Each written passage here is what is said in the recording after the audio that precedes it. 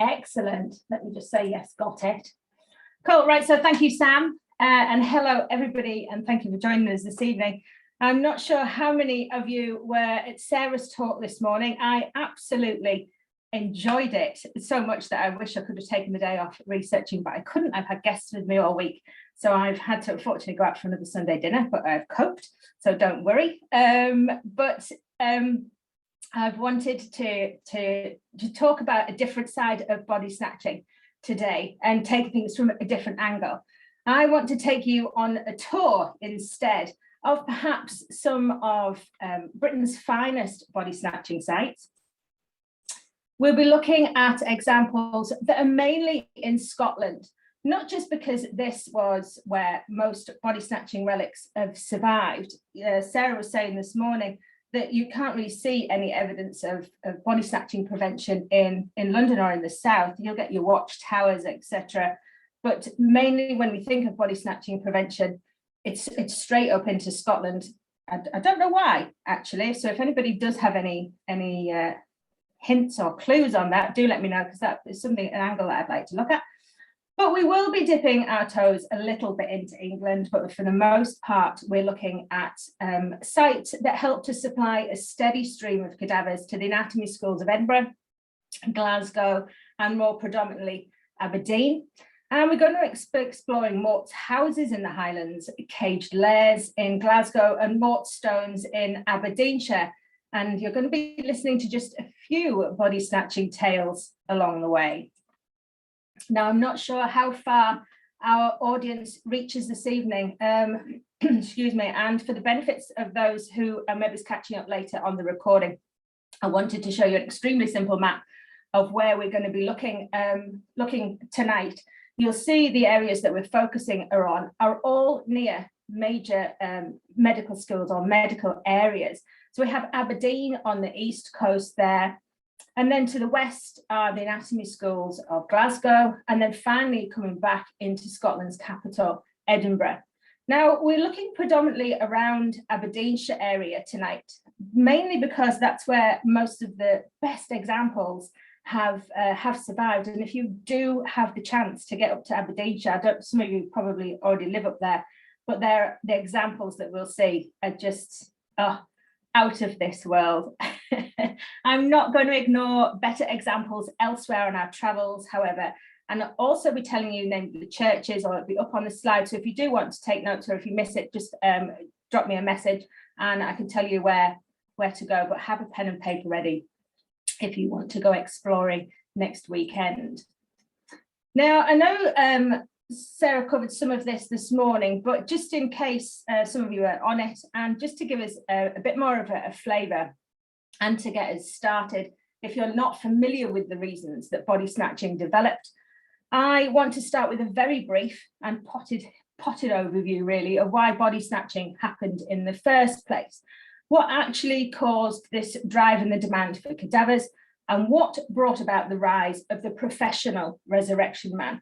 Now, when I talk about resurrection men and body snatching, my focus is mainly, if not, I won't say solely, but mainly on Scotland. So when I get asked a question, or when I look at anything, I immediately go to Scotland, Edinburgh, Glasgow, Aberdeen, whereas you'll see from Sarah this morning, she was based down in London, and they are two very different scenarios, really.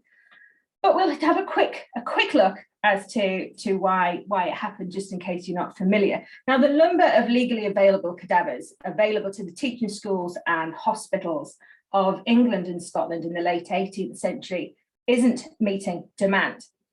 Only 6 bodies a year are permitted for dissection, and none at all for the private anatomy schools that are starting to emerge in the capital. So that's in London and in Edinburgh at the beginning of the 19th century. Student numbers are steadily rising, and teaching styles are certainly changing.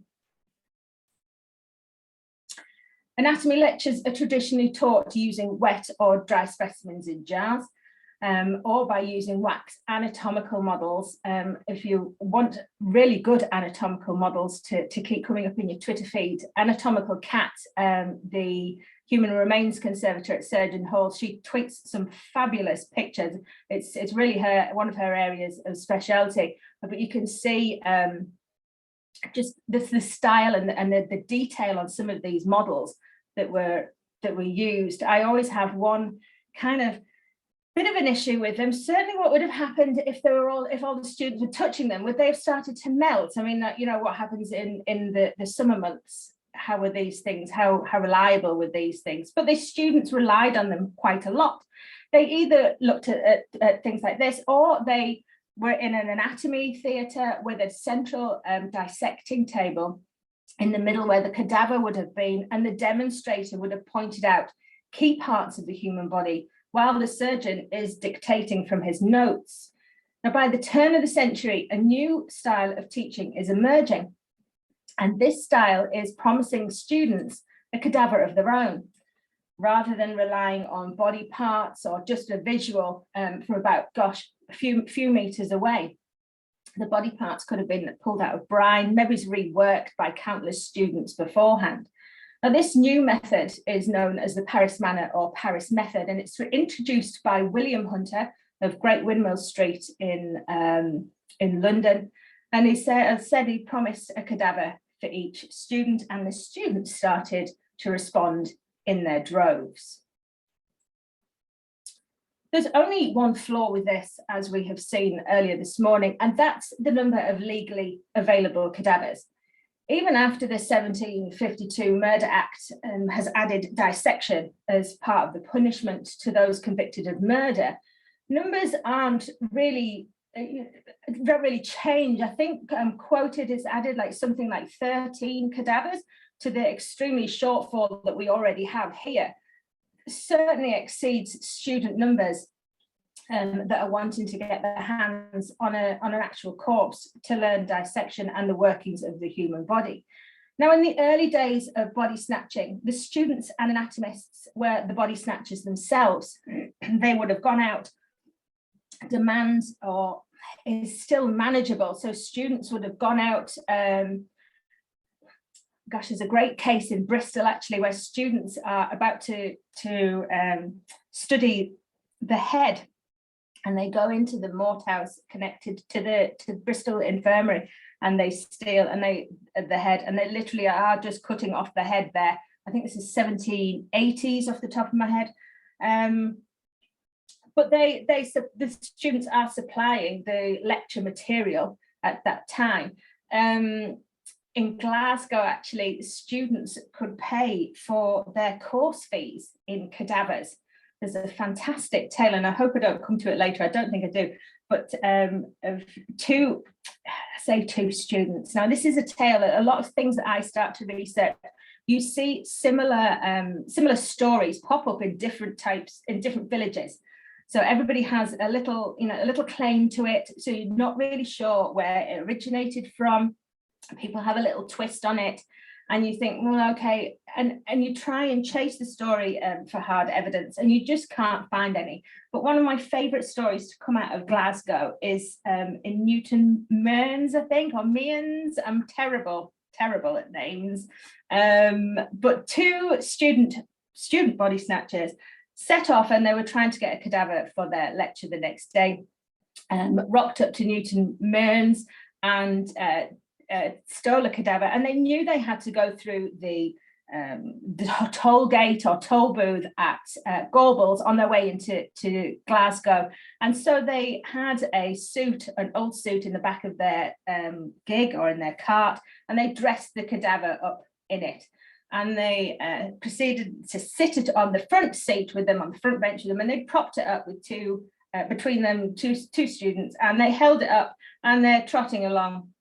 And as they got to the toll booth, you know, he's got his hat tucked down on this cadaver and his collar pulled up high.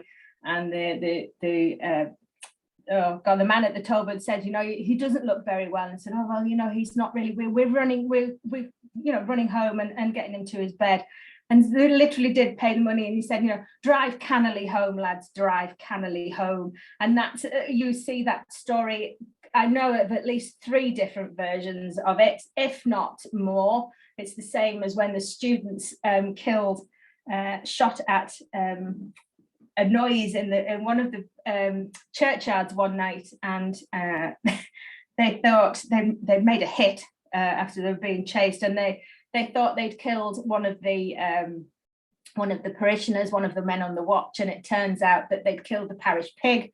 In another story, exactly the same, they killed the parish cow. So you can see, you know, there's a lot of supposition like this, but the students themselves were the body snatchers in the beginning. And as demand is growing higher and the risk of getting caught is increasing, the risk to their future career is potentially getting tarnished. And so they start to ease back round about the 1790s.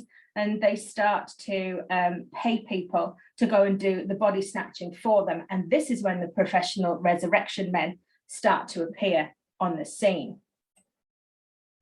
But what exactly is body snatching? I was talking to somebody recently, and I think it's because it's my topic that I forget that people don't know what body snatching is. You just presume, like, you know, that everybody knows, but not everybody does. So what is body snatching? It is essentially the digging up of freshly buried bodies in the middle of the night, moonless night, obviously, so it's a bit darker.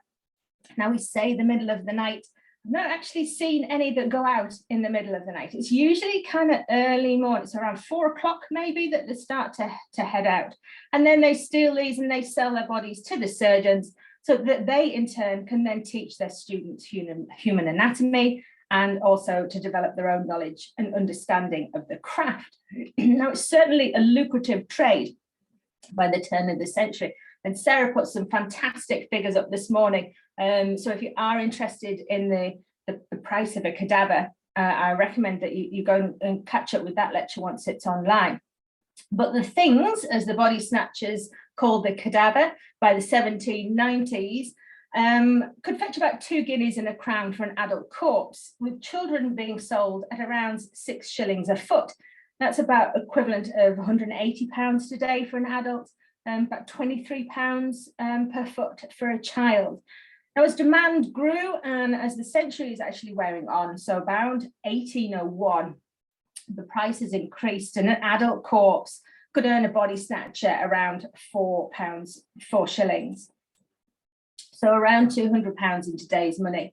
And the child's corpse is then still priced by the inch. Now, by the time Burke and Hare come onto the scene, now, and Burke is hanged in 1829, cadavers fetching between £7 to £10. Knox generally paid Burke and Hare around £10 for each of his cadavers. He was incidentally, at the same time as buying cadavers off Burke and Hare, he was using known resurrectionist Merry Andrew, also called Andrew Merrylees or Andrew Lees, who was one of the most prolific body snatchers in Edinburgh at the time. And when the discovery of the murders that Burke and Hare are doing was made, Merrylees actually had a note from Knox arranging to meet or arranging for the delivery of a cadaver. I've seen word of it. I've not actually seen much of it, but after that it goes quite dead, if you pardon the expression. But it shows you that the demand that Knox is needing more cadavers than Burke can supply, and that he's still using the traditional methods. This may have held up in court actually if he was talking, where he got his bodies supplied from. But there is certainly money to be made in body snatching, and as churchyards are being targeted on a more regular basis, the need to protect our loved ones grew stronger. Now, what follows is our ancestors' answer to fending off body snatchers and the preventative measures put into place to ensure that our loved ones remained buried. I love body snatching prevention. So I share quite a lot of slides. I'm a visual person, but I try, and every site that I talk about, I do go and visit personally. I think it gives you a better understanding of what you're actually visiting. And some of these places are in the middle of nowhere. This is Advie in the Highlands, and I actually nearly got my car stuck when I went to this one here. There was a 4x4 parked at the end of the lane, and I just glanced at it and set off down the road in my little Peugeot, and actually passed the people who were coming walking past that had belonged to the driven down with the 4x4, and they looked at me a bit odd. But I did make it down there, and it's just a remote cemetery, a remote graveyard, and this little watch house, stuck in the middle. But you have probably seen these and not realised what you are actually looking at. More often than not, they're a small stone building, exactly like this one. Now, this is a traditional style of watch house, and they're usually at the back of the churchyard, or they're nestled along the churchyard wall. And often one of their walls is part of the churchyard wall. There may be 1 or 2 windows in them, maybe even a chimney like this one here. And I said this is an Udly in the Highlands. And more often than not, today, they're being used to store like the gardening tools for the graveyard. I've seen one which was actually a Mortsafes that was used for storing artificial funeral flowers, actually, although they looked as though they should have been thrown out, but that's the inner florist in me, but never mind. And they date mainly from the 1820s. Some of them will have an inscription above the door, where the parishioners have maybe donated or clubbed together to get a watch house. You'll also see some watch houses where you just can't find cases. I know there's like Oxnam in the Scottish borders, rumours of body snatching going on around there. Certainly in Jedburgh, I think it's about 4 miles away from Oxnam, there was body snatching, and Ancram about 6 miles away. But sometimes you'll find a watch house and you just can't find any cases to go around it. So you will find that watch houses or body snatching prevention, and it's usually a watch house, has been built as a deterrent. So nothing might happen, but it's just rumours. You get some very remote ones or odd ones just springing up. And the only way I can think the reason that they've originated is if somebody from the village has worked in the city, or has travelled home from the city, so Edinburgh, Aberdeen, or anything, and has heard what's going on there and said, look, you really need to start, putting some body snatching prevention in place here. And the simplest form was also the watch, but that's not a waste of time, but it's a demand on human resource, or put a watch house in. They're the most prolific form of body snatching prevention that we have that still survives, and that's probably due because of their reuse. Nearly everyone that you go to will have their door locked, but some have their doors open. And if you're like me, you have a little peek inside. I've gone through cobwebs and everything, but they are worth looking inside. I do have some slides in a moment of a couple. Now, this is Crom Dagger. You can see it's practically an exact replica of what is happening at Udly, but this still has its original slate roof on it, where Udly, I'll just go back for you, is a tin roof. So it's probably lost its roof over time, and they've changed it. But this one here at Cromdale still has its original slate roof. Now, it is said here at Cromdale that there's actually a gravestone with bullet marks in it from when the watch shot at body snatchers. I've been around this site a number of times and I still have not found it. So if anybody knows where it is, I will be eternally grateful. I'm due another trip up to Scotland in next month probably, and it is one of my things to see, but I just can't find it. There's a couple of things I can't find that people have said they've seen, and I like to back things up. It's probably the archivist in me. I like to get hard evidence, and I can't find this one. But you do get some exceptions as to their use, such as this one in Tundergarth, in Dumfries and Galloway, which is now a memorial to the Lockerbie air disaster, which was a terrorist bombing of Pan American Airlines Flight 103 on the 21st of December 1988 over Lockerbie. They've also been adapted to be used as Sunday schools, a watch house indoors near Boleskine in the Highlands, I was there recently, and it doesn't look anything like this. It looks quite a modern building, actually, and it's just a separate building next to the church. And there's also one in Eyemouth, which is famed for being covered in old grave slabs that are being, absolutely battered by the sea wind and the sea air. And because they're made of sandstone, they're hardly there anymore. But that one's being used as a community space. So they are getting reused and, a second life, as it were. Although I do think that Eyemouth actually is now due for, is looking at the threat of closure, but I'm not sure.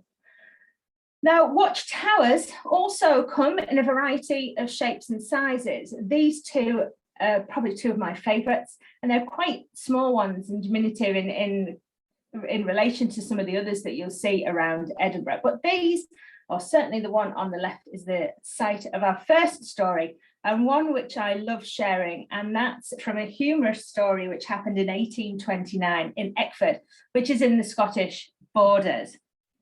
Now, one evening, James Goodfellow, a few of you could be familiar with him, but James Goodfellow, otherwise known as Dandy Jim, is walking home past this churchyard, after visiting his sweetheart. Now, as he passes by, he notices a strange light that is appearing and then disappearing near the graveyard. And it doesn't take him long to realise that he stumbled on a pair of body snatchers, and he decides to hatch a plan that's going to scare them off once and for all. Now, the body snatchers, usually when they visit a site, they've taken a horse and gig, and this particular pair had tied their horse and gig to a tree not too far away. And so Dandy Jim unties the horse and sends it galloping off across the nearby fields. Well, the body snatchers see this, of course, and they, start to chase their getaway vehicle. And while they're doing this, Dandy Jim is swapping places with the cadaver that the pair have just dug up out of the ground. Now, some accounts will tell you simply just that, and other accounts say that the corpse is already in the sack, and he swaps places with the corpse in the sack, and I can only imagine the stench, and he has to pull it up over the top of his head, etc. But when the body snatchers eventually return, they throw their tools and the cadaver into the back of the cart, and they head for home. Now, it's quite a stressful journey for the body snatchers. They've already been spooked a couple of times by their getaway vehicle nearly going, and so as the miles slipped by, they're getting a little bit more agitated all the way. And one of them says, "The body in the back here is still a bit warm, do you not think?" Now, unable to control himself any longer, Jim throws back the covers and surprises the life out of the two body snatchers, who jump from the gig and flee across the open fields on the way home. I have no idea where they would be heading, because maybe Kelso is probably the nearest. But the body is saved. Dandy Jim is a hero, and he inherits the horse and cart in the process. Now, it is this body snatching story. I've not found any secure evidence of this, but it's from this story that the parishioners of Eckford rally around and club together in collecting funds for the watch house that you see in the graveyard today. Nice little story if it is true. Now, larger watchtowers can be found throughout Scotland, and certainly in New Carlton in Edinburgh, and also in St Cuthbert's here on the right. And I would say, if you were after a watchtower, it really is an Edinburgh thing. I don't know of any. Dalkeith had one there, but I don't know of any. Oh, she says now, and then Bankery turn on, and they're all coming. But it's not something that you see across Scotland as a general rule. If it's going for this form of body snatching prevention, or for the watch, it would be a watch house. But these ones here in New Carlton in Edinburgh, and also St Cuthbert's here on the right. Now, I just want to stay with St Cuthbert's for a moment and look at the attempts at trying to stop repeated raids on this particular churchyard. When in the 18th century, St Cuthbert's is out on the edge of the city, So today it's quite, I think it's opposite, can't remember the name of the hotel, but it's opposite a nice hotel that does very nice cocktail hour actually. So you can see, I think you can see the watch house from there, but it's in a city. You would class it as being in a city, but back then it was on the edges of the city. So transporting a cadaver to the medical schools within Edinburgh wouldn't have caused any problem at all. St Cuthbert's is first starting to become plagued by body snatchers, and this is probably the student body snatchers, maybe just the one-offs, the men who are being opportunists. They start being plagued in about 1738, and this is when, in a vain attempt to try and stop the body snatchers, they heighten their perimeter wall to 8 feet, which is about 2.5 meters. This is one of the earliest forms of body snatching prevention that we see, and it's probably one of the simplest, bar the watch without the watch house and the watch tower. So they raise their walls to a height of 8 feet. Now by 1803, they're still being plagued. And so a watch that we've just mentioned is based at St Cuthbert's, and they would have patrolled around the perimeter. There's nowhere for them to rest and nowhere for them to keep warm and dry at this point. And it did prove fairly successful at catching body snatchers. But the thefts continued, and they were so bad that by 1827, this watch tower here is built in the western corner of the site, and the watch is still patrolling, and they actually fired out warning shots as they were patrolling to say that they're on guard that evening, as an extra, an extra warning. Now, we do have one watchtower in England, and it's the beautiful example here in High Bradfield in South Yorkshire or Derbyshire. It depends on where on the boundary that you're sitting. People cite both. And it was built in 1745, and it's probably from the fear of body snatching at that time, rather than the actual threat that it was happening. But it was of little use when in February 1830, Joseph Hall is found standing in the grave of a Joseph Fox. Now, 3 local men happened to be walking past the churchyard. There is a pub literally right next door. I don't know how old the pub is, but I do have visions of people coming out of the pub and seeing these body snatchers, well, Joseph Hall, working away in the graveyard, and they spot his gig parked up alongside the churchyard wall. They raise the alarm and they actually scare him off, and he tries to make a run for it. But he's apprehended a mere 60 yards from the grave and is sentenced to 3 months imprisonment when his case eventually comes to trial. Now, we also find octagonal and hexagonal watch houses, which for me add a little bit more interest than just the usual square box. Once you've seen one square box, trust me, you have seen them all, even though I do still get a little bit of a shiver down my spine when I go to a new site.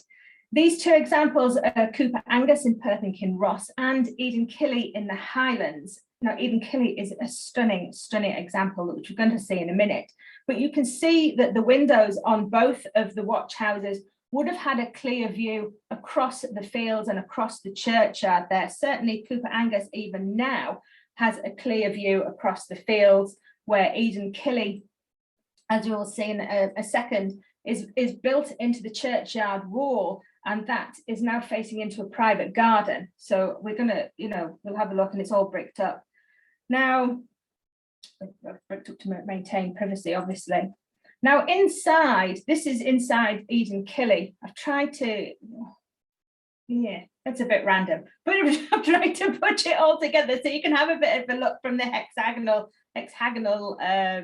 view. The first kind of section is with the black window frame is the one that's looking out into the churchyard on both sides and directly ahead. The bricked up one is the one that's would have been looking through the churchyard wall and out over onto the fields. Now, quite interestingly, you get some watch houses where their window is pointing in the complete wrong way to where you think the perceived threat of body snatching happens. Now, Dalgety Bay, on the banks of the Forth there, its windows for the watch house are facing out over into the right, which goes off into the woods.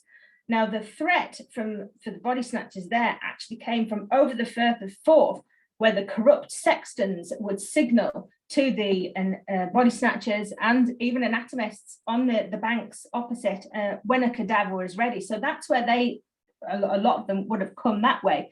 So I'm always quite surprised at how of this location for that one. It's almost as if yes, we'll build it, but actually we are in cahoots with the body snatchers, so we'll just build it but not quite make it work, if that makes sense.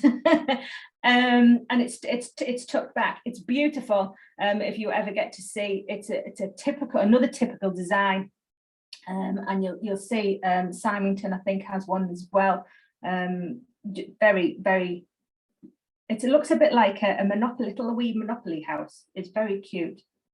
But you can see here that there is just a very simple inside, small chimney, which wouldn't have given, well, they say not much comfort, but this is Rafford, another watch house. It's along the similar lines inside. Bricked up fireplace and boarded up windows and bricked up windows. But you can see how it would have looked across the churchyard or the graveyard. Now, despite them being fairly basic, I think they would have been quite cosy affairs once the fire is on inside and the whiskey's all flowing. There's some rules for Doddington Watch House, which is in Northumberland, that says, I think it's rule number 13, that says, you're not allowed to drink, basically, because, well, how many watchmen would have fallen asleep during their watch once the fire is on? And they've got their feet up, literally waiting for a body snatcher to come. Now, we do get watch houses that were in England as well, and it is London that boasts some of the finest examples. Bermondsey on the left there, which is now a coffee shop, and Bethnal Green, which was built in 1754, both of a particular note. Now, I was at Bethnal Green at Christmas and I actually met the man who lives in here, which I don't think he could quite understand my excitement that I was meeting him. We met him near an adaptation of Joseph and Mary with a live donkey and everything, and I bombarded him with questions, but he seemed quite excited. And inside there's actually, I got the impression it was like a little prison cell or a holding cell, and he did say that there have been people that have passed away in there, if they've been taken off the streets for their own protection, if it's been cold or anything. But if you look at these, you may not know first off that they're watch houses because they don't have their graveyards around them anymore.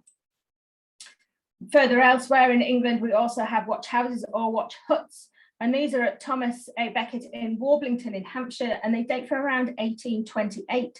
They are usually cited when talking about body snatching prevention in England. Now, I did see something recently, and I can't remember where I've seen it, where somebody asked a question about huts. And I've seen a very fleeting reference of an old swimming hut being used and wheeled into place. You know, these ones, I want to say like the ones that the Victorians used to push down from the beach into the sea, so that that you could keep your modesty and walk and get straight into the beach, into the sea. It gives me the impression that it's like that, but I have seen it once in passing and never seen it again. So when people talk of huts, I tend to think that it is just a small watch house, to be honest with you. But these are at opposite ends of the churchyard, one in the northeast corner and one in the southwest corner. Now, I want to move on to Malt Stones. You could quite easily walk over these in some churchyards and be forgiven that you've just gone over a large lump of rock. Thankfully, some of them are a little bit more obvious than others. They are the simplest form of body snatching prevention, and something that was probably ready available, maybe is lying in a nearby field, and it could be easily reused. Now, Malt Stones come in various shapes and sizes. The ones on the left here are from Inverurie, and are thought to be two separate stones. And when you look at them, you can just to say make out that they would be one for an adult, which is slightly larger. I think it's the one at the back, and then the one at the front was for a child. And as I said, they're extremely simple idea. Essentially, a large lump of rock is placed over the coffin immediately after burial, and it would have remained in situ for about 6 weeks, when it would have been removed and reused. 6 weeks, because that's when the cadaver is no longer suitable to the surgeons, really. Now, the example here, and I'll just go back, the one at Peter Coulter here, which you can, I walked past this a number of times before I realised that that was actually what I was trying to find. Are very rough shapes indeed, and if you didn't know what you were looking for, as I say, you would easily miss them.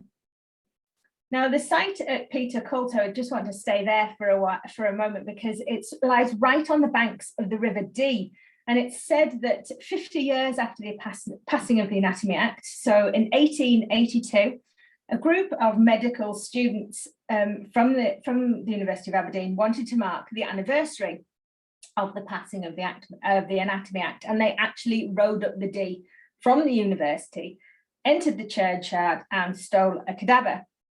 Now, when I was at Peter Coulter, I took a educated guess as to where they may have landed, and I think this is now an extension to the churchyard, but from what I could make out, it was the most obvious place, the most easily accessible. And the watch house, which you see in the left-hand side there, that was actually way back over my right-hand shoulder.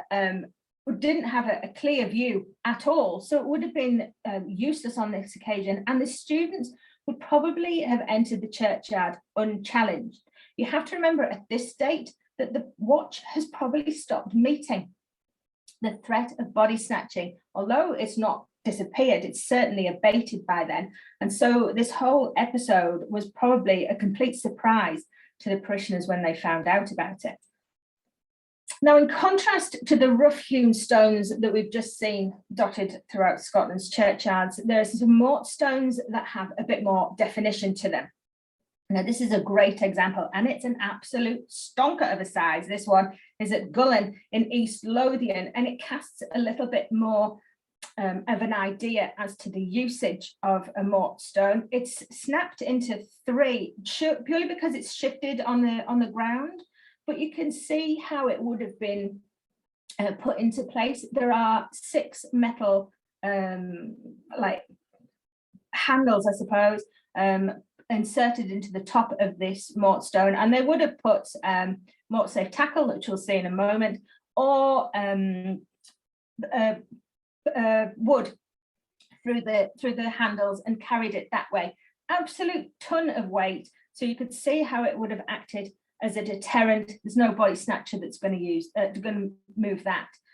This one here is in Prestwick in Argyll, and it is considered to be the finest example of a Malt Stone that we have that is still in situ. You can see the iron little hooks on the top there for the lifting tackle, and that's how they would have got it into place. And the iron strap there, that would have actually gone around and under the coffin, holding the whole thing in situ. Now, this could quite easily have been a private commission, for it is designed to have stayed in place. Once clasped round the coffin, they wouldn't have been moving this, and it stayed there for, well, however long it was. I don't know what date it was that it was in there, but it stayed there for a long time, let's say.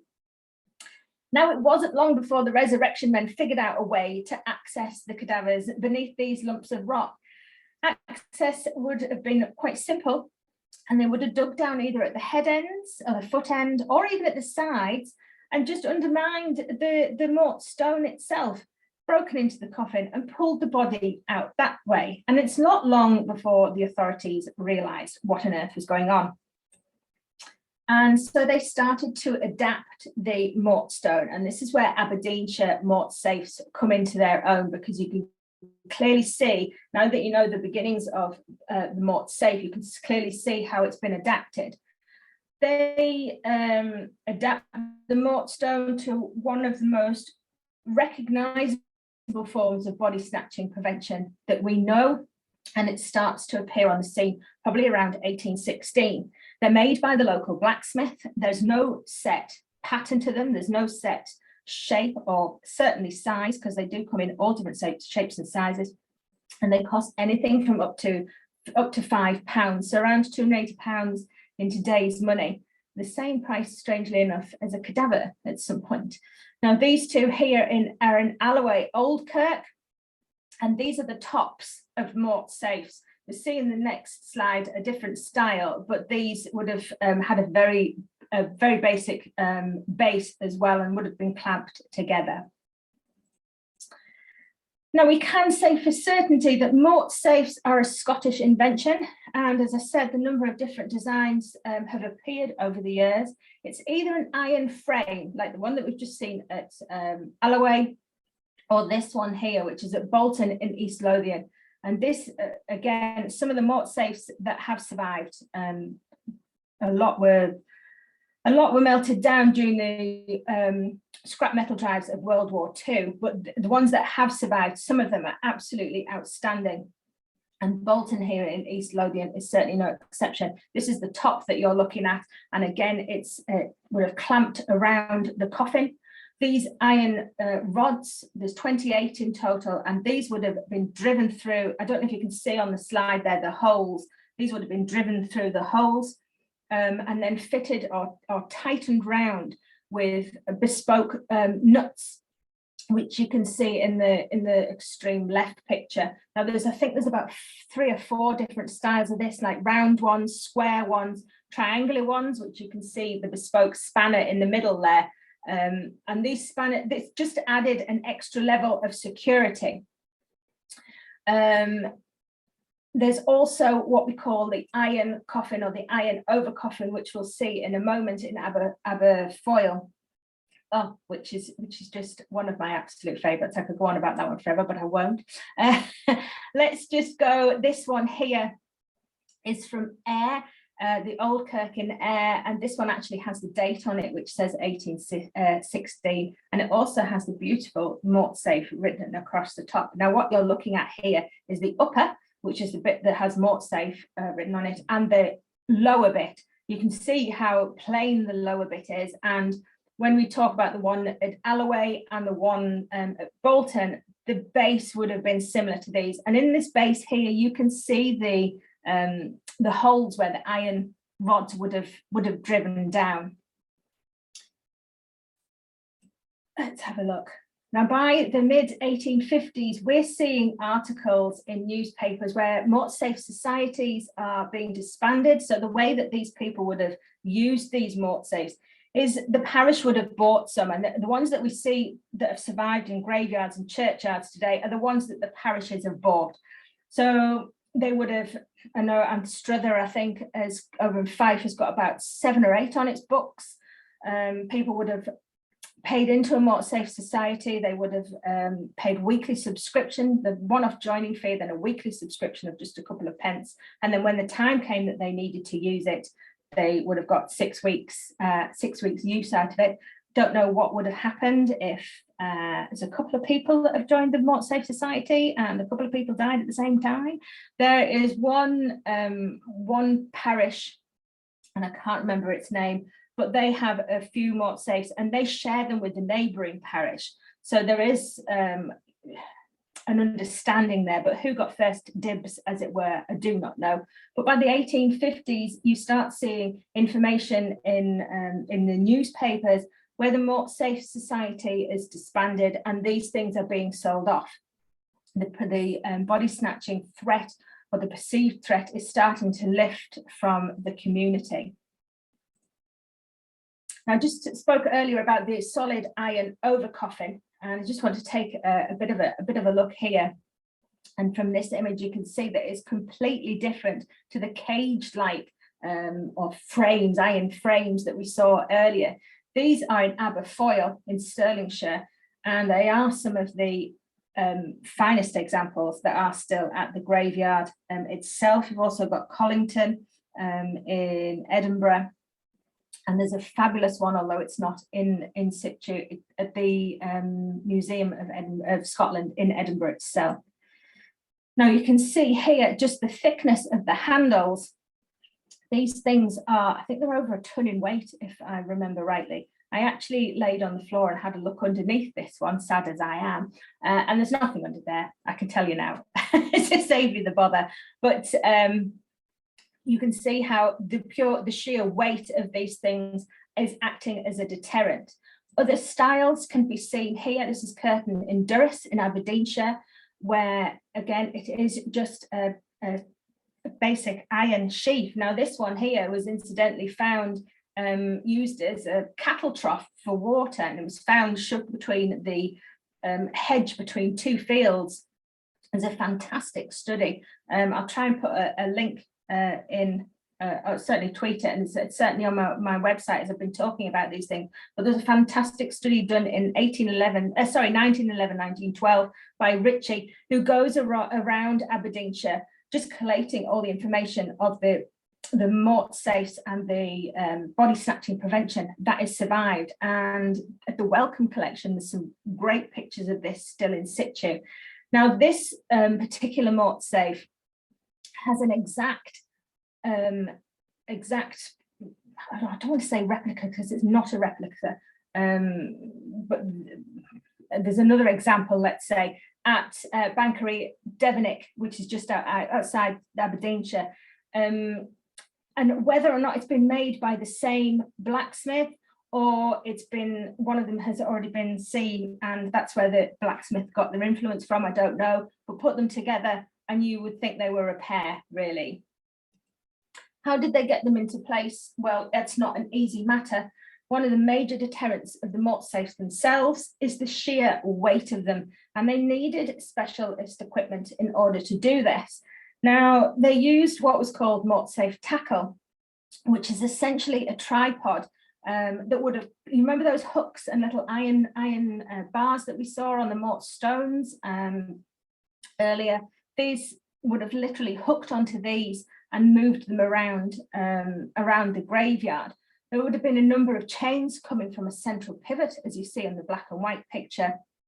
And from what I can gather, they would have clasped it over the Mortsafe, lifted it up, swung it, dropped it, dismantled the Mortsafe tackle, and then kept moving it along the graveyard that way. There's no other way that I can see that they would have done it. Now, once this is in place, once the Mortsafe is in place, it's there for 6 weeks, and then it's removed, and then they took it back again. So it's quite a labouring way of protecting the dead, really. Now, the image that I see are included on the left here, I found quite by chance on the internet, but it shows it absolutely perfectly. It's a very poor image, but I include it a lot in my talks because I think it's just invaluable, really, to see how it was moved. Now, just note the picture of the Mortsafe there. That's practically a near replica of this one here in Luss in Argyll and Bute. I suspect they've had a look at it and got their inspiration from there. Now, this particular Mortsafe is certainly a one-off, and it's called an upside down Mortsafe at Luss, and I'm not 100% sure why. I don't see anything upside down about it myself. And it would have been made for a private use. Now, it is possible that it's based on the Aberdeenshire Mortsafe, so a thick, heavy upper stone and then an iron frame around it. But if you look closely, it is just adapted from a table tomb, and it has just an iron bars around it.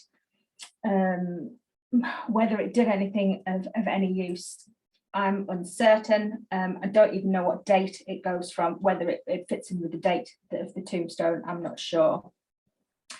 But this is Towie in Aberdeenshire here, and this is a typical Aberdeenshire style Mortsafe. This is lying on its back, or it's on its top. You can see it's still starting to sink into the ground there. And the iron skirt that we talk about, this is clearly on show, and it would have shown you how it would have worked, and it would have literally fitted over the iron coffin and and stuck into the ground. This is an absolutely fine example, that one. I do like them. Now, caged Lairs, let's have a look at another form of body snatching prevention. And this is what is known as the ultimate in body snatching prevention. Shows not only wealth and status, it's also an impenetrable fortress. Examples throughout Scotland in a number of different churchyards. We have this one here in Edinburgh, for example, which is for the famous, well, I wouldn't say famous surgeon, but it's a famous example for the surgeon William Ingalls, who died in 1792. So he would have been quite well aware of what body snatchers were doing. Even the students, that probably his own students, or he knew of students that dug up cadavers, and he was making fine sure that he wasn't going to be on the anatomist's table. This is in Greyfriars, this one, and it's just as you enter the main gates. It's along the left-hand side, just near the end. We also have Dunbar in East Lothian. That's a roofless example of a caged lair, and these are mainly a brick base with an iron lattice roof on the top. The best examples, however, are, for me personally, in Edinburgh and Glasgow. This one is in East Preston Street on the left there, that my very good friend Kat took me to last year, I think, and bless her, she had to wait. Well, I took God knows how many photos and how many different angles for this one. Always reminds me of the bird cage in Jurassic Park. You know the one. It always reminds me of that one.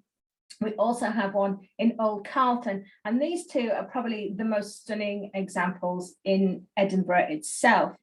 Superb ones also survive in Glasgow, but in Glasgow they really are literally cages of iron.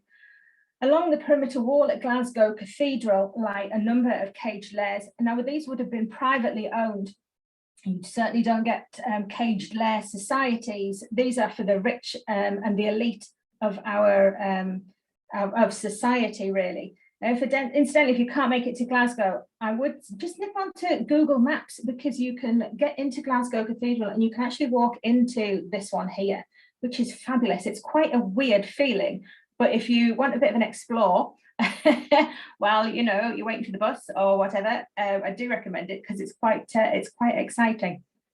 Now, the cathedral is heavily targeted by resurrection men, and along with the caged lairs, you also have Mortsafes. There's, I say you have Mortsafes. There's only one that I can actually think of off the top of my head, but they are there. Let me just, where's my mouse gone? There it is. If you go to the cathedral, I urge you to walk just further down into Edinburgh and go to Branson Kirkyard, which is on Ingram Street, and it's the location of perhaps one of Glasgow's most notorious body snatching cases. You'll see that the caged lairs here are practically identical, whether they're, again, built by the same blacksmith or which came first. I'm not sure, the ones in Branson or the ones in the cathedral, but somebody is certainly being influenced by one of them, and they're all the same style in these two places. But in Ramshorn Kirkyard, it's the site of a very famous body snatching scandal that took place in December in 1813, when Mrs. Janet McAllister, the wife of a well-known wool merchant in the city, is taken from her grave. Now, when the theft is discovered the next morning, a mob is quickly formed, and it's through sheer bad luck of miscommunication they descend on the anatomy rooms of Dr. Granville Sharp Patterson in College Street. There's actually two body snatching raids that night, one in Ramshorn Kirkyard and one in the cathedral. And the apprentice that's walking past the people on the street that are discussing this overhears incorrectly and says, goes back to the anatomy schools in College Street and says to Patterson, the authorities are out, they've heard of a body snatching case in the cathedral. He says, that's fine by me. Our cadaver has come from Ramshorn. So they don't really do anything. But authorities land on the premises in College Street, being the nearest, to Ramshorn, because that's where they're looking at. And it takes them a while to actually gain access. They're ramming on the door for, I think it's over half an hour, and nobody comes to it. What they're doing inside is getting rid of all the evidence. When they get in, they can see, I want to say cauldrons, but I don't think that's quite the right word, but pots on the left-hand side as they go in, where there are body parts boiling to clean the bones and everything. And they go in looking for Janet. Now, the dentist is there. Janet's brothers are there. I'm not sure if the husband is there, but they search the premises and they are digging in tubs of brine and pulling out heads. They are looking at, under the seating around the anatomy school, looking for limbs and everything. And they actually find some teeth on the premises that are still attached to the jawbone. And the dentist makes a positive discovery, and he says, these, I've just fitted Janet McAllister with these teeth, and I know that these are her teeth. And so I imagine that they're putting together this human jigsaw on top of the dissecting table of all the different bits that they are finding throughout the anatomy rooms, and they put together and they say, we have Janet, really. Now, there's one major flaw with this in the identification of the body, and that is Mrs. McAllister is actually a mother of 8, and the body that they've put together turns out to be that of a virgin, but nevertheless, she is buried in the same grave that she came out of. And they think that, the case is finished. When it comes to trial in Edinburgh, it can't be tried in Glasgow because it's too much of a hot topic. Everybody knows about it. So they moved the trial to Edinburgh in 1814, and doubts were raised over the identification of the cadaver. Nothing much really happens to Patterson. I think off the top of my head, he goes off and practices elsewhere. I can't remember. But it is the saving grace from them going into prison, really, or having a fine. You do get when students and anatomists are discovered to be involved in body snatching, they usually get a slapped wrist or a very stern warning, as in this case, told to conduct themselves better, or a fine. If body snatchers are caught, they're thrown into prison, depending if they've stolen anything, along with the cadaver. And there's a couple of cases where certainly members of the Crouch Gang or Borough Gang in London have stolen the shroud and everything, and they're transported. I think I've got about 3 or 4 on my books that have been transported. Very, very different punishments that go on depending on their status. You get some quite sympathetic judges actually that say, there we go. I might have just gone past 2 slides there. Oh, yes. Oh gosh, look, I will try and hurry up so I do go off on quite a tangent. There's some sites, however, that you can see numbers of different body snatching prevention at the same time. So if you're tight on time, I do recommend nipping to a few places. This is, incidentally, this is the exact replica that I was talking about earlier of the one that was found as a cattle trough. This doesn't mean that the sites were extra doubly targeted by body snatchers. It could be that the parish put their own preventative measures in, such as the one in Banchory Devonick. They would have started out with the watch house, and then somebody maybe either gifted a second form of prevention method to the parish. So I know in St Fittick's in Aberdeenshire, I think there's a Malt Stone is gifted there, but you could have someone leave something in the will to buy some extra body snatching prevention. Body snatching talk will not be complete without a mention of Greyfriars, and it's perhaps the most famous site that you'll probably visit that has multiple examples of body snatching prevention in it. As you step through the main grates itself, you'll find the watch house to the right hand side, and it was built in the 1830s. It's the wee bookshop for the City of the Dead tours. There's 3 types of body snatching prevention in Greyfriars alone: the caged Lairs that we saw with the surgeon William Ingalls, this watch house here, and the extremely famous double Mortsafes, which are a must visit to any Greyfriars trip. Now, the one on the left, which is essentially just an iron cage, is still in its original state, and it bears the date from 1829. The other one, I think there's only like 1 or 2 bars off the top that are from the original Mortsafe itself, but it's the plot of a Major M.E. Lindsay, and it's for his 2 daughters. It's been restored by the Greyfriars Kirkyard Trust in 2010. Now, the Major's daughters both died after the Anatomy Act, 1837 and 1838 respectively, and so it just still goes to show just how concerned people were about their bodies being stolen. Very not sensitive, but very aware of it in Scotland. Now, the next site, I'm going to rattle through these next ones. I just want to show you more examples, really, because there's some beautiful places to see. But this next site is dear to my heart. This is Coldstream or Lennox in the Scottish borders. And what you're seeing on the left is a mort house. Different to a watch house, where the watch would have stayed in there. This is a mort house where a number of coffins would have been put in at any one time and then watched that way. Now, the slide on the right is actually an iron mort safe, and that's still in situ. It is rusting to within an inch of its life, and every time I visit it, it just is flaking away. But you can see the strap across the top where it would have clasped around the coffin, and this would have been a private commission. Also, a patrol went around this site.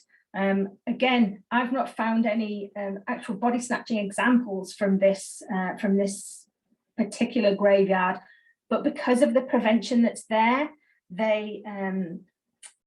chances are that there has been a raid on there. On the graveyard, I just haven't found an example yet. So other sites with multiple relics of Banchory Devonick, as we mentioned earlier, which is the iron over coffin or the sheath.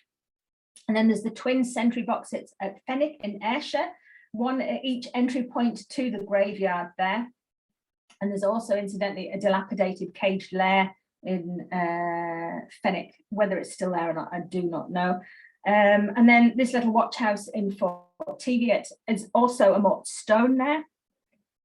But I do just want to show you just these few the best places probably to see, to go and have a look at some unusual body snatching prevention. Now, this is the Udly Revolving Mort House in Aberdeenshire, and it's completed just at the time for the Anatomy Act to be passed in 1832. They kind of missed the boat here a little bit in Udly. It's unique in the world of body snatching prevention. And if you go through the doors, there is an actual wooden turntable here, and the body is put on the turntable. And as it does a full circle, by the time it comes back to the door, it is said that it's no longer fit for the surgeons to use. It's an excellent idea, and it's certainly kept people of Udly on their toes. The subscription rate and fees was a 10 shilling entrance fee, plus a shilling for every time a coffin was deposited. And many of the parishes, when you read up about it, are late in paying and subsequently fined. The information board that you just see to the left of the building there is packed full of information and excellent diagrams if you ever do get to visit it. But it was completed by 1836, and so it kind of really missed the boat and didn't really get into to be used very much. It did, however, have a second life during the Second World War, when the Home Guard used it as a rifle store.